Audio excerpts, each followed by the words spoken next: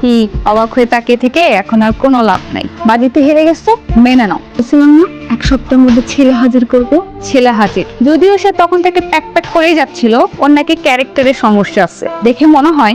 But বাবা সত্যি ক্যারেক্টারে আমি কোনো সমস্যা পাই নাই। আমি আমারটা বুঝে নিছি, এবার তুমি তোমারটা বুঝে নাও। বিয়ে করলে আমি ওকেই করবো। মানে সরি, আমি বুঝিনি, আপনার মাথায় কি কোনো সমস্যা আছে? মানে কালকে রাত থেকে এত কিছু করছেন, আমি ভাবছিলাম ঠিক হয়ে যাবে, কিন্তু আপনার মধ্যে তো কোনো ইমপ্রুভমেন্ট দেখতেছি না। আমি সরি আঙ্কেল, ইয়াদবিভাবে নেবেন না। আচ্ছা, আপনি কি একটাবার আমাকে জিজ্ঞেস করছেন যে আমি আপনাকে পছন্দ করি কি করি না, বা আপনাকে ভালোবাসি কি বাসি না? বা একটাবার কি আমাকে প্রশ্ন করছেন যে আমার পছন্দ কেউ আছে কিনা, যাকে আমি পছন্দ করি বা ভালোবাসি? না, করেননি। আপনি তো সবসময় নিজের চোখ দিয়ে পৃথিবীতে দেখছেন, অন্যের চোখ দিয়ে একবারও দেখার চিন্তা করছেন বা চেষ্টা করছেন?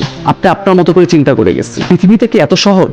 আর এত সহজ ভাবেন বা কিভাবে আপনি? এরকম বাজে একটা রাত পার করছি, তা আপনার মধ্যে কোনো ধরনের কোনো রিগ্রেট নাই। একটা মানুষকে তো অ্যাটলিস্ট জানার একটা ইচ্ছা থাকে, বুঝার ইচ্ছা থাকে, আপনি তো সেই চেষ্টাটাও করেন নাই। সোজা নিয়ে আসছেন আপনার বাবার সাথে এখন কথা বলাইতে। এখন আপনারা বলতেছেন যে বিয়ে করবেন, মানে অন্য মানুষকে কি জানার বা বোঝার বিন্দু পরিমাণে কোনো ইচ্ছা আপনার মধ্যে নাই? অ্যাটলিস্ট জানার চেষ্টা তো করতে পারতেন। আমাকে মাফ করে দিন, সরি। আর শেষ পর্যন্ত এই বাবাই কিন্তু জিতে গেল।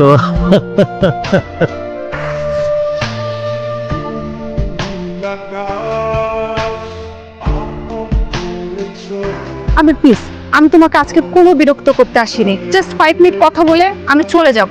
আমার 5 মিনিট সময় না, আমার তারা আছে। আমি প্লিজ জাস্ট 5 মিনিট, প্রমিস।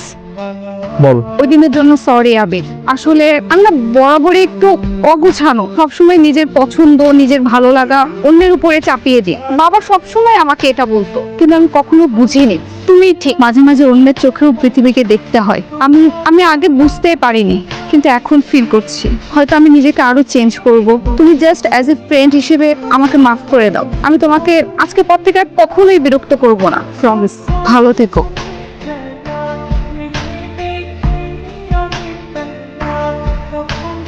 তুমি কি এভাবে চুপচাপ বসে থাকার জন্য আমাকে ডাকছো, নাকি কিছু বলতে চাও? ওইটাই ভাবতেছি যে কি বলবো, কিন্তু আজকাল আমার একটা জিনিস চিন্তা করলে অনেক হাসি। কি? এই যে মানুষের সাথে মানুষের কত অদ্ভুত ভাবে দেখা হয়, কত অদ্ভুত ভাবে পরিচয়। আমাদের কথাটা তুমি চিন্তা করো, একটা রাতে কত ধরনের কত ঘটনা। আসলে বিষয়টা কিন্তু অদ্ভুত। তোমাকে না থ্যাঙ্কস। গেল ওই রাতের জন্য। ওই রাতের পর থেকে আমি আমার জীবনকে অন্যভাবে দেখি। সবার পছন্দ অপছন্দকে ফিল করার ট্রাই করি। আর যাই হোক না কেন, জীবনে কোনো ভুল করতে চায় না। বিষয়টা কিন্তু ভালো, তাই না? খেয়াল করছো তুমি যে আমাকে তুমি করে বলছো? এবি ইচ্ছা করেই বলতেছি। তুমি বলছিলা না যে বন্ধু হিসেবে ওই রাতটা ভুলে যেতে, আমি বলতে পারিনি। আর হুমায়ুন আহমেদ স্যার একটা উক্তি আছে না, কি এই যে ছেলের মেয়ে বন্ধু হতে পারে, কিন্তু তারা অবশ্যই তিনটে, হয়তো অল্প সময়ের জন্য, কিংবা ভুল সময়, কিংবা দেরিতে, কিংবা সব সময়ের জন্য, কিন্তু প্রেমে তারা ঠিকই পড়ে।